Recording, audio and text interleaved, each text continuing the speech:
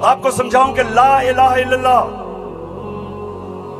یہ کیسے ایک انسان کو آزاد کرتا ہے.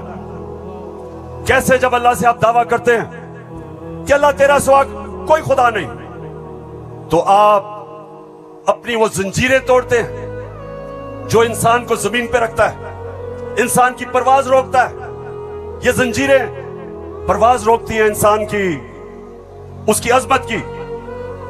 اور میرے نبی صلی اللہ علیہ وسلم نے مدینہ میں لا الہ الا اللہ سے انسانوں کو آزاد کر دیا. چھوٹے انسان بڑے انسان بن گئے. وہ عرب جن کی کوئی حیثیت نہیں تھی، چند سالوں میں دنیا کی امامت کی انہوں نے.